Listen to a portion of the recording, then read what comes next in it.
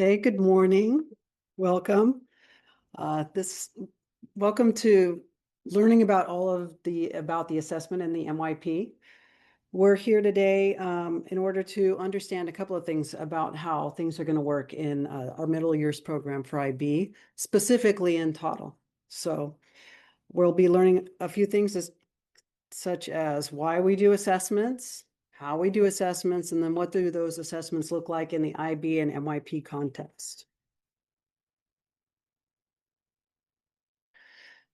Assessment in the MYP and IB is not just a look at what a student knows necessarily. It's actually a guidance for how we move forward in our instruction. It's an engine that drives our learning.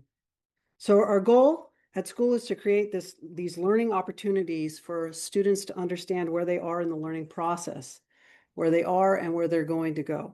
It provides guidance for teachers and learners.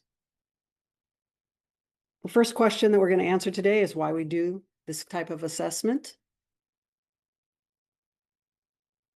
So the purpose of assessment from different people's points of views, there are different stakeholders in all types of assessments, including teachers, students, families, and schools. There's a question here that's posed to you to just get you to think for a few seconds about how you think each of these stakeholders are involved with assessments.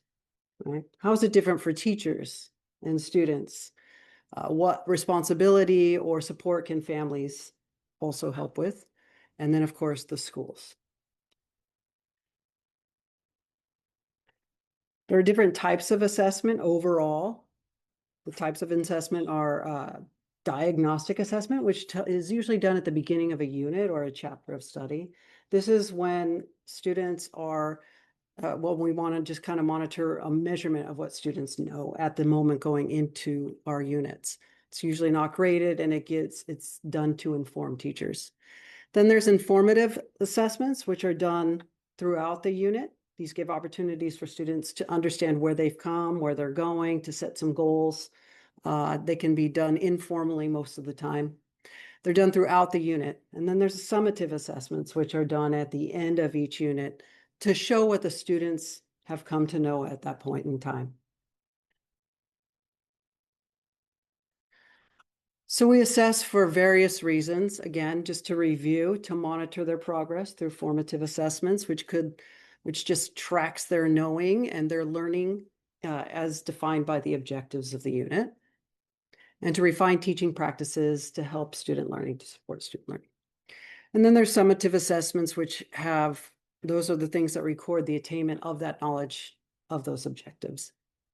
And for higher learning, such as high school, or when they're in high school, this could mean a summative could be something as huge as a graduation, board certification. It could be something that goes on with them into their university and college career. So how do we assess? This is one of the things that's important for us to understand why it looks the way it does in our Toddle program and in our school as an MYP school. Here are some examples of what it might look like. So a diagnostic assessment, as I said, just to measure knowledge, those could be surveys, questionnaires, pre-tests, little kind of snippets so that teachers can get the information they need to produce to progress their unit. Formative assessments are done throughout. They could be something like exit tickets, quizzes, smaller things. They might be for scores or for grades. And then summative assessments are typically done at the end. There might be times when a teacher wants to know what the culmination of learning in a particular objective, and they might do more than one summative task, but most of the time it's one summative task at the end of each unit. And those are going to be giant projects like essays, investigations, presentations, maybe a project-based learning of some sort. So if you look at these two classroom scenarios to get a better sense of how the formative assessment types that we just listed work, you'll see that it's not really a scary thing. Formative assessments are used throughout the lesson, used to gauge progress, inform teaching, and focus the instruction. And the summative is used at the end of the lesson with the function of evaluating or of encouraging reflection and informing where the student is in their development. Okay. So what does this assessment look like in an IB context? We're going to try our hand at it now. I'm going to let Ms. Patel do this. So imagine that you have to give a colleague some formative feedback on how they organize their workstation. These are tips for improvement. So you're going to point out the things that you like or things that could be changed. Pair up with the nearest person and then look at the pictures of workstations on the next slides. What might you ask the colleague to change? What might you keep the same? So maybe you guys could pair up and just discuss what do you like, what could be improved. Okay, take a minute to do that. All right, so you need to provide some final summative grades on these desks. You have to give each one a grade from 1 being the lowest to 8 being the highest. So again, look at the workstations and provide a grade from 1 to 8. So how would you grade the first one, the second one, and the third one?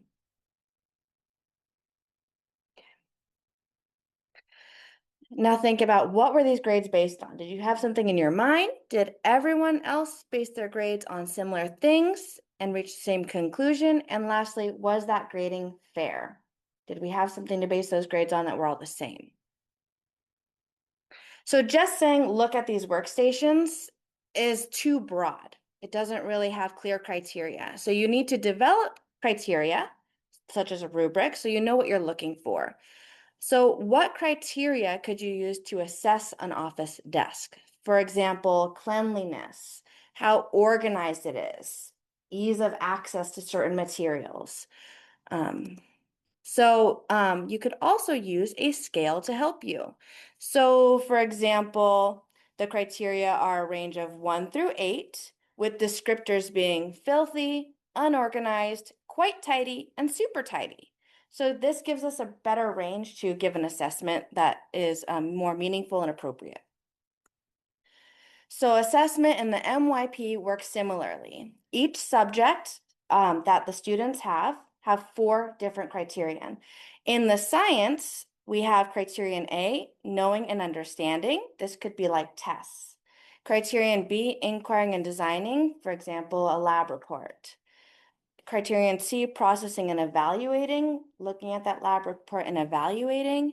Criterion D, reflecting on the impacts of science, more like an essay. So we have an example of the science criterion for you. We have criterion A and B here. And if you're looking at this online, feel free to come into our office and we can share this with you. And these are the criterion for all subjects that the students take. And this is also outlined in our assessment policy as well, which you can find on our website. So let's just look at criterion A, which is that knowing and understanding from a science assessment. So criterion A, knowing and understanding, you'll see the rubric here from 0 to 8 with 3 strands at each level. And these descriptors indicate what the science teacher is going to be looking for in assessment. So it makes it really clear for the students to know, how am I going to be assessed? And the goal is to give these clear expectations.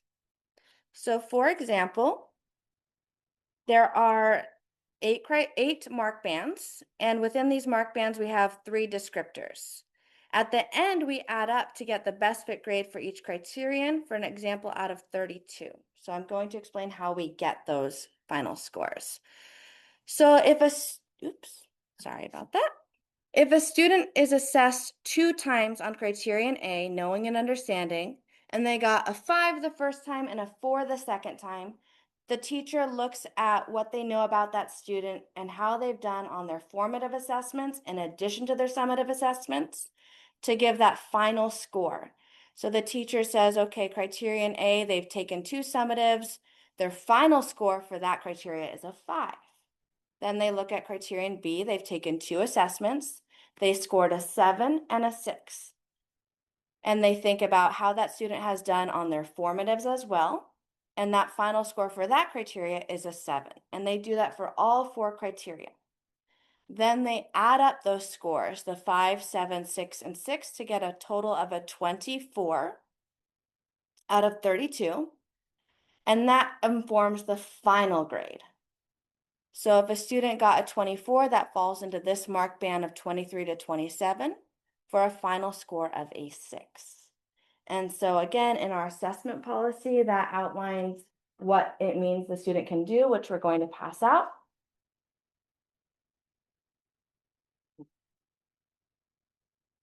And so if you look at the 6 on the back, if a student achieves a 6 as their final score, it means that the student produces high quality, occasionally innovative work, communicates extensive understanding of concepts and contexts, demonstrates critical and creative thinking, frequently with sophistication, uses knowledge and skills in familiar and unfamiliar classroom and real world situations with independence. And so this score is their final grade in science for this term. And it's a more holistic representation of what the student can do, not what they can't do. So this means their final score is a 6. It's not a letter grade like you see in a traditional context. However, we do translate it to a letter grade.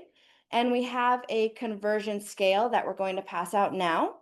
This is also in our assessment policy, but a 6 as a final score would mean that the student achieves an 88%.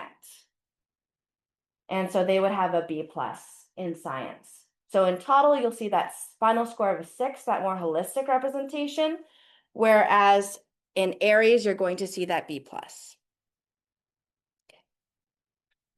This is what a progress report card looks like in the IB program. You'll see scores for each criteria for each subject. So if we just look at this top line, language and literature, they got a 6 for criterion A, a 5 for B, a 6 for C, and a 7 for D. When you add up those scores, it is in that mark band of a 6 for that final score. And again, that translates to on our rubric conversion chart of a B plus. Okay. So in conclusion, every subject does a mixture of assessment types: diagnostic, formative, summative. Each subject has 4 criterion, which is outlined in our assessment policy, and is graded out of 8. However, that final score is out of a 7. So students are on a learning journey, and their teachers are here to reflect on that learning with them. At home, what you can do to support assessments is support organization. If your child is working on a project or a long-term task, help them set mini goals. And we're going to show you how to get into Toddle so you can help them with what's upcoming as well. Learn together, so ask them questions about what they're learning and see what they already know and drive them towards achieving their best. Thank you. And so, Yeah, and just a quick reminder that those grades that you see in those IB report cards do get translated into Aries by progress report time. You'll always see a letter grade because we know that MYP students need to have letter grades when they go into local high schools. And then also at the end of the term, you'll see those. But the progress that your student is making is much more, it's relative and it's descriptive in Toddle. So that's the best place to always find what your student is doing in the moment progress. Okay. There are benefits to going through this IB process. We have local IB schools that we feed into, such as Mira Loma. Those IB schools use these report cards. In the DP program, which is the next level of IB, if students do, as students progress through that DP program in 11th and 12th grade, they can actually start to, they take a test at the end of that period, and that test can help them to attain units for university level studies. And ultimately, it helps them to be more competitive going into college. And it also might even save them some money if they can get some units for some basic courses because they did well on that IB test. So those are the benefits, and those are some of the other sort of practical reasons that we go through this process here. That's it. So if you have any questions, please. How to log into Toddle. Yeah. You're going to get a code to sign in.